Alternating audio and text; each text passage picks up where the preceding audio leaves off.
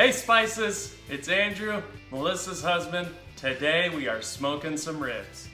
If you follow these steps today, they're gonna be some of the best ribs you would have ever had. Here's my wonderful baby back pepper rubbed ribs. Most ribs have a membrane on the back side of the ribs. That needs to be removed, but since I got mine at Costco, it was already ready for the rub. After the rub is on, you'll want to cover them with plastic wrap and head to the fridge where they'll stay overnight to ingest all the flavors. This is a top secret rub that I used on this recipe, but hang on to the end of the video where I explain all the ingredients. Here's my standard pail. It doesn't need to be food grade or anything. You're just going to be soaking the wood in there. Here's my hickory wood. I buy it in the big bags. And since we're going to be smoking 4 to 5 hours tomorrow, we're going to need most of this bag. Now we're going to add some water to it, enough so that everything will be submerged. So it's the night before. We've got the rubbed ribs in the fridge. We've got our hickory wood in the water. All we need to do now is wait for tomorrow. Hey Spices, it is the next day and I can't wait to get started on smoking these ribs. I've taken them out of the fridge. They're going to get to room temperature here shortly. You want to do that to create more consistent cooking in your meat, whatever it is you're smoking. And also, it doesn't cool down the smoker when you put them in. The other things I've prepared are the charcoal and the smoker. Right now it's heating up in my chimney. In a little bit I'm going to put it in the side barrel. If you want details on how to get the chimney started, the best way, proven, check out my other video of how to get a chimney charcoal started the easiest. It really is the best way. So right now we're waiting for the charcoal to heat up, our ribs to come to room temperature, and then we're gonna put it on the grill. Charcoal's heated up the grill to a perfect temperature. We're at 225 right now. I like to smoke my baby back pork ribs between 225 and 250. There's not much smoke coming out now, but once I get the wood on, that smoke will start billowing out, creating that awesome barrel of goodness inside. So let's get those ribs on.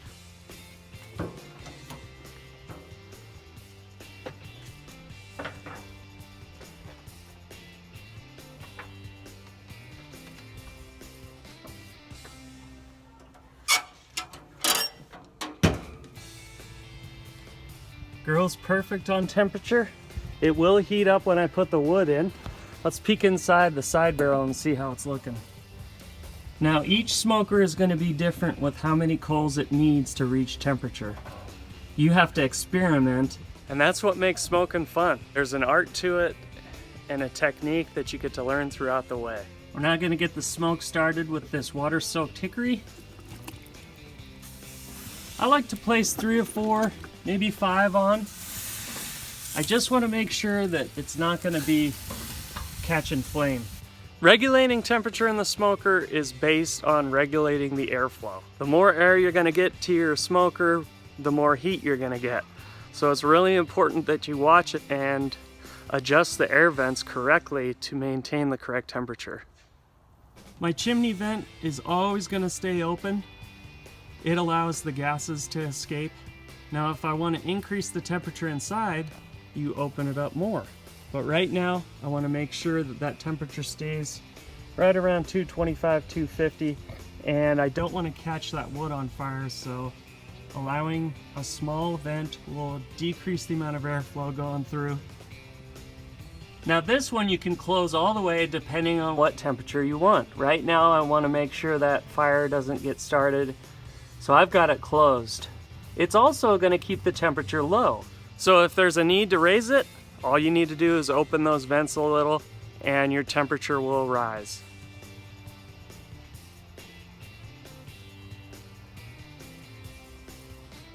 It has been a great day of smoking meat. These ribs have been on for about 3.5 hours.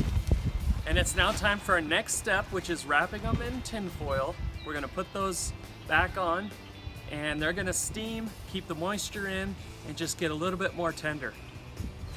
Check these out. That pepper crust is looking awesome. The smell, fantastic.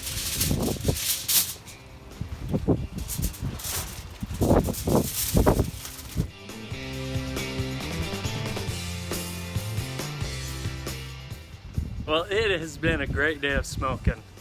My ribs have been steaming in the smoker for another hour or so after I put them in the aluminum foil. That's gonna tenderize them, and I can't wait to try them.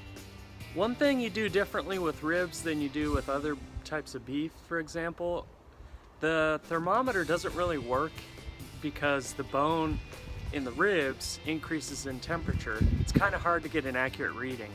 So really what you're looking for is time and temperature.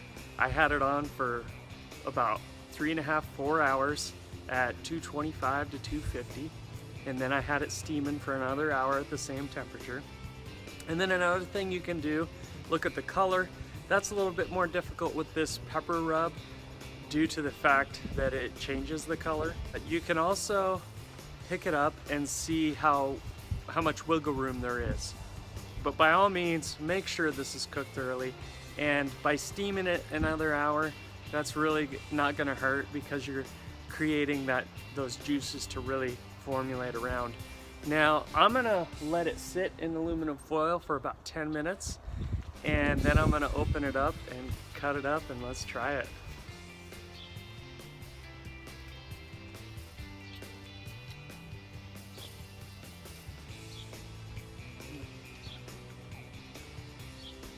So good, so tender, so peppery. Thanks for joining me on this adventure.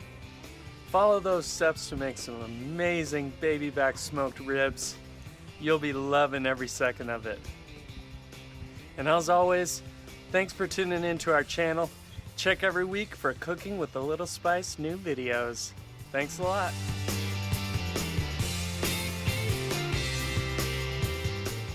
Now we need to get to the recipe of that awesome rub. This is a top secret pepper rub that crusts, has the perfect amount of spice, and it includes equal parts salt, pepper, brown sugar, and paprika. So you can either make a tablespoon of each, or today, since we have those 3 racks of ribs, we're gonna use a 1/3 cup of each.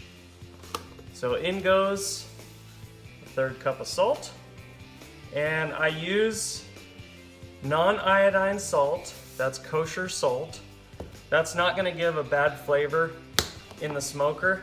That iodine can change the flavor, and we wanna keep things as pure as possible. 1/3 cup of pepper. Now I just use bulk black pepper. You can grind it if you want, but there is quite a bit of pepper in all of this. So I just use the generic bulk pepper. In goes a 1/3 cup of paprika. And lastly, a 1/3 cup of brown sugar. Now I'm using the dark brown sugar. You can use light if you want. Either one is gonna suffice. And we're just gonna mix those ingredients around until we have a nice uniform mixture with the brown sugar crushed up. And there you have it, your top secret pepper rub for baby back ribs.